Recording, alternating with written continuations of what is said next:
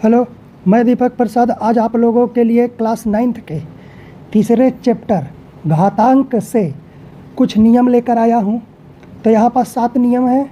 इन 7 नियम को मैं अभी अच्छे से आपको बता दूँगा और आप इसको अच्छे से ध्यान में रखिएगा, क्योंकि आने वाला जो भी प्रश्न होगा वो इन्हीं नियम पर आधारित बनेगा।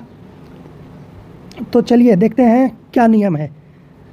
तो यदि ए वास्तविक संख्या व mn पूर्णांक हो तो गुणा के नियम सबसे पहले देख लेते हैं।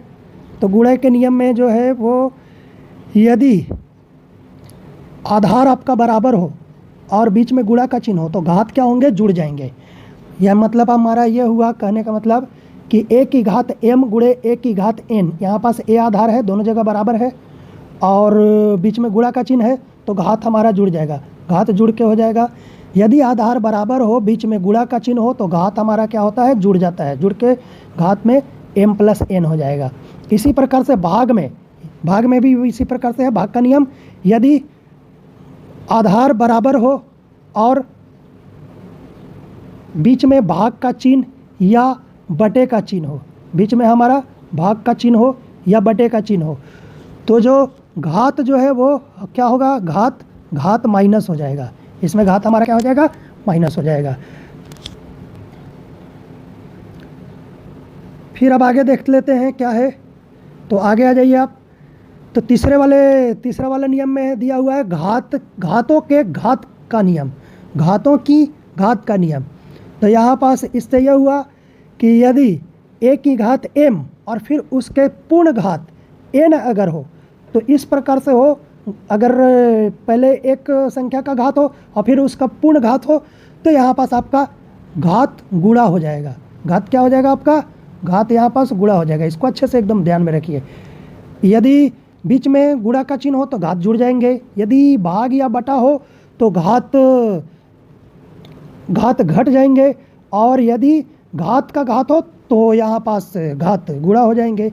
अब यहाँ पास आ जाइए चौथे नियम में। तो चौथा नियम में दिया हुआ है a की घात a गुणे b की घात m, मतलब यहाँ पास होल घात दिया हुआ है a गुणे b की घात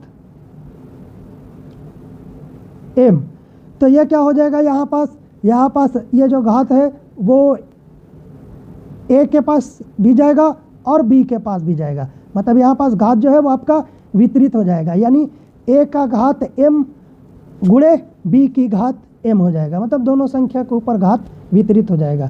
इसी प्रकार से भाग के नियम में भी है। भाग में यदि भाग हो तो भी घात क्या होगा, दोनों संख्या पे वितरित हो जाएगा और बीच में भाग या बटे रहेंगे। अब यहाँ पास आता है छठा नियम। तो छठवां नियम यहाँ पास है कि यदि किसी का भी घात यदि 0 हो तो उसका मान हमेशा 1 के बराबर होता है। यदि किसी का घात यदि 0 के बराबर हो तो उसका मान हमेशा 1 के कितना होता है, बराबर होता है। ये एकदम बहुत ही मोस्ट इम्पोर्टेंट है, ये फार्मूला बहुत मोस्ट इम्पोर्टेंट है। यदि किसी का घात 0 के बराबर हो तो उसका मान हमेशा जो होता है वो 1 के बराबर होता है, यानी a की घात 0 बराबर 1 होगा।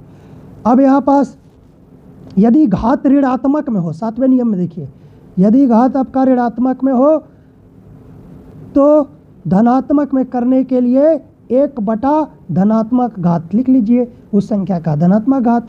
यदि घात धनात्मक में हो और यदि उसको ऋणात्मक में लिखना हो तब भी वही हो जाएगा, 1 बटा उस संख्या का ऋणात्मक घात हो जाएगा। तो इस प्रकार से ये 7 नियम को अच्छे से ध्यान में रखिएगा, क्योंकि अब मैं जब भी इस पार्ट से वीडियो बनाऊंगा तो इन नियम पर ही वो आधारित होंगे और इन्हीं नियम से वो सॉल्व होंगे।